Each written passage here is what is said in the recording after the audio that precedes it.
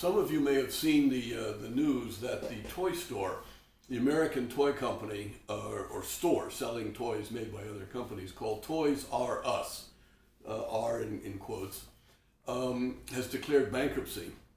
As I recall, Toys R Us has some 1,300 stores in America and around the world, I think in 36 countries, which probably employ a lot of people, and they sell a lot of toys to a lot of families, particularly outside the United States, where economies are growing, middle classes are emerging, and middle class families have an appetite, have a desire to buy toys for their children. It's a value statement by mothers and fathers about what they want to do for their children, which poor families in those countries have been unable to do for millennia.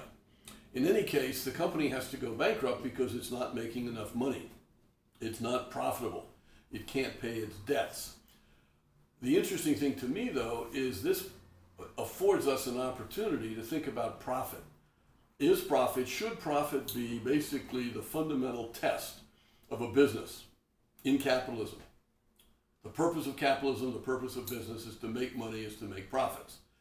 And one justification of that is that the amount of your profit shows what your contributions are. If you can't make a profit, then you have not been able to bond, to integrate your good or your service with customers, with other people. So why do you deserve to continue around? You can't make enough money to pay your employees, to reward your owners. So it's sad, it's difficult, but somehow you failed to provide enough value to the community, to the society. But in the Toys R Us case, the reasons for the loss are fairly specific, and they don't seem to have much to do with the underlying success of the business. In fact, one article I read argued that if you took away the debt, if Toys R Us didn't have to pay whatever it is, $400 million worth of debt, it would be a very profitable company. In other words, it's selling enough toys at enough profit, enough margin to pay for the employees, to pay the leases, to take care of management and everything like this. But they've got to pay interest and retire all this debt. Where did the debt come from? Is it really necessary to run this business?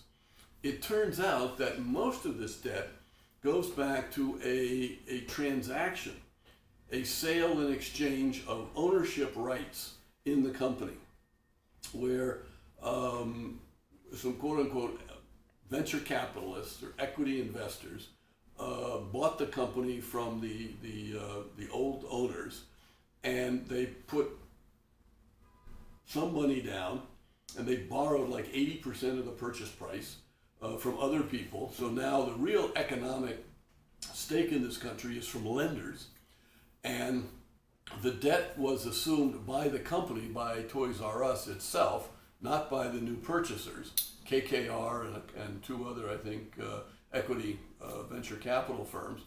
So now the company has to pay off all this debt, which was assumed in order to give these three new players an opportunity to profit, to share in the profits of the company. But it actually put a huge economic burden on the company, making it more difficult for the company to show a profit on its P&L statements according to accounting conventions.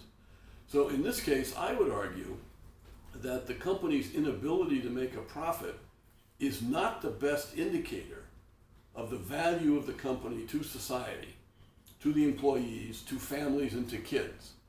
That the problem we ought to face in this case is, what do we do about this debt?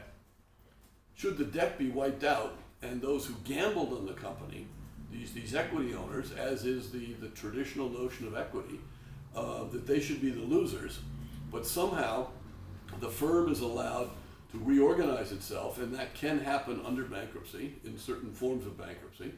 The firm is allowed to reorganize itself and to go forward, allowing it to continue to serve its customers, families, kids, and its employees.